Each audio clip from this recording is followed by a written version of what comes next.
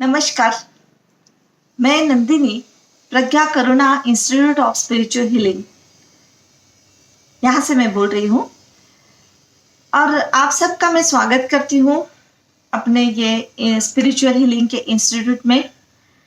आज मैं अपनी पहचान रेकी से कैसे हुई इसके बारे में मैं डिटेल में बात करूँगी कि मैं रेकी से कैसे मिली, मेरे जीवन में रेकी कैसे आई। बात है 2006 की, आज से 13-14 साल पहले की बात है। और हमारी अच्छी फैमिली थी, सब कुछ अच्छा चल रहा था।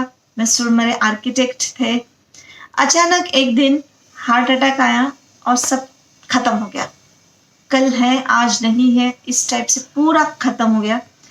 और जस्ट मेरे बच्चियां तब छोटी थी, मैं डर गई, कैसे करूं, क्या करूं अभी सामने, क्योंकि मैं तो सिंपल एक हाउसवाइफ थी, मुझे बाहर का नॉलेज कुछ भी नहीं था, समाज का बोलो या फिर फाइनेंशियल प्रॉब्लम, ये जो भी है मैं कुछ भी नहीं संभाल पाती थी।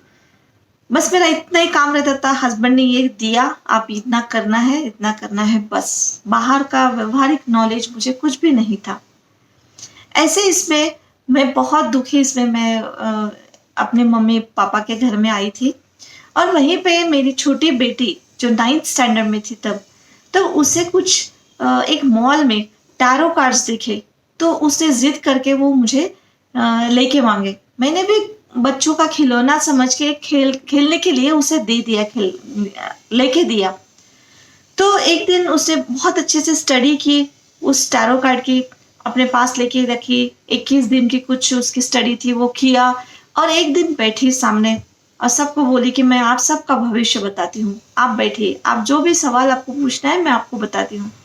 हम भी, और बच्ची छोटी थी तो सब मामा मामी नाना नानी वगैरह सब जन बैठे और एक एक जने एक क्वेश्चन पूछ रहे हैं। मैंने भी अपना कुछ सवाल पूछा, तो जब वो कुछ जवाब दे रही थी तो मैं बहुत आश्चर्य से देख रही थी कि इसको कैसे मालूम ये सब बातें जो मुझे बता रही थी। क्योंकि बहुत सी बातें ऐसी रहती है कि माँ बेटी अब एक दूसरों से नहीं बातें कर सकते ना, हम बच्चों से नहीं इतनी बातें डिटेल में करते, लेकिन बहुत अंदर की बातें वो बता रही थी। तो मुझे बहुत आश्चर्य लगा और मैंने उसमें बिल्कुल नहीं, मुझे ये अभी सीखना है, ये है क्या टैरो कार्ड्स, कैसे चलते हैं, कैसे काम करते हैं। मेरे दिमाग में वो बात घुस गई और मैंने रात दिन वही सोचना चालू किया। तो देखो, हम जैसे सोचते हैं उस हिसाब से हमें हमारी ऊर्जा लेके जाती है, तो वो वहां से मुझे समझ में आया। और एक दिन अचानक ऐसे एक रद्दी पेपर पड़ा था, तो वहां पे एक मुझे एडवर्टाइजमेंट दिखी कि टैरो कार्ड द्वारा भविष्य जाने। मैंने झट से देखा, एक तो रद्दी का पेपर था वो ऐसे, लेकिन मैंने देखा वहां पे फोन नंबर था, नोट किया, लगाया। वो मैडम थी, वहां पे मैं गई, नागपुर में थी और वहां पर गई और मैंने उनसे वो टैरो कार्ड खुद का मैंने करवा लिया। तो देखा तो बहुत से सही आंसर्स और बहुत अच्छे काउंसलेशन किया, उन्होंने काउंसलेशन किया और बहुत अच्छे से तरीके से समझाया था।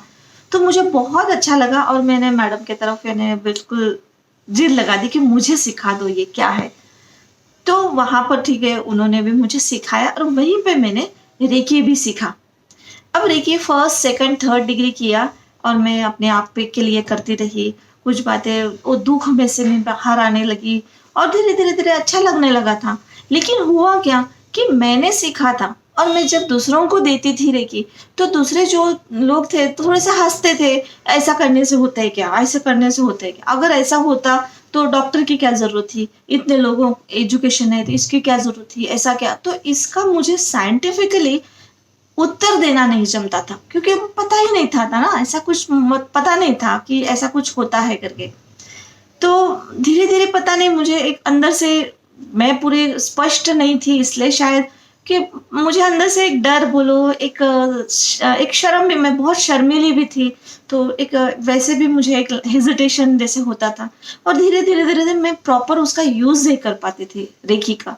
ये मैं इसलिए मैं बताती हूँ आप सभी को कि मैंने जो गलती की है वो आप लोगों ने नहीं करना चाहिए, ऐसा कि समझ लो। क्योंकि इसकी आज मैंने बहुत स्टडी की है, इसके पीछे में मैंने सिर्फ रेकी नहीं तो बहुत से कोर्सेज किए। आजकल तो बहुत कोर्सेज आते हैं, लैंडमार्क फोरम करके एक बहुत बड़ा इंटरनेशनल है, वहां पे मैं उसकी इंट्रोडक्शन लीडर भी हूँ अभी।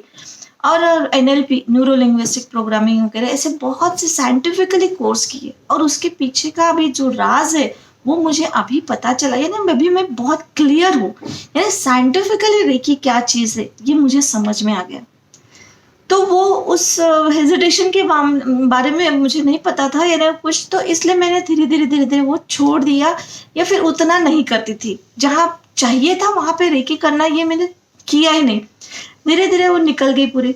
और ऐसे इसमें मुझे किसी अपने ही लोगों ने बहुत यानी करोड़ रुपए से फंसाया, मुझे नकली फ्रॉड प्लॉट दिया, ऐसे कुछ कुछ व्यवहार हुए कि जहाँ पर मुझे पूरा मेरा फाइनेंस पूरा निगेटिव नहीं तो बिल्कुल यानी निगेटिव, जीरो नहीं तो उससे भी निगेटिव यानी कर्जे में मुझे फंसा दिया था। इतना यानी ये हुआ, मैं बहुत टेंशन में थी, बहुत कि कैसे करूं। अभी तो बच्चियों का एजुकेशन भी बाकी था, यानी जस्ट ग्रेजुएशन में थी मेरी बेटियां तो, और ना उनकी शादी ना कुछ, कैसे करूं क्या करूं, बहुत चिंता में थी। ऐसे में एक सहेली ऐसे आई और बोली कि मैं रेकी का क्लास कर रही हूँ, तो ऐसा ऐसा। तो मुझे एकदम से याद आ गया मैंने रेकी किया है 3rd डिग्री तक, तो क्या मुझे रिपीट कर सकती हूँ क्या? तो बोले हाँ चलो चलो पूछते हैं।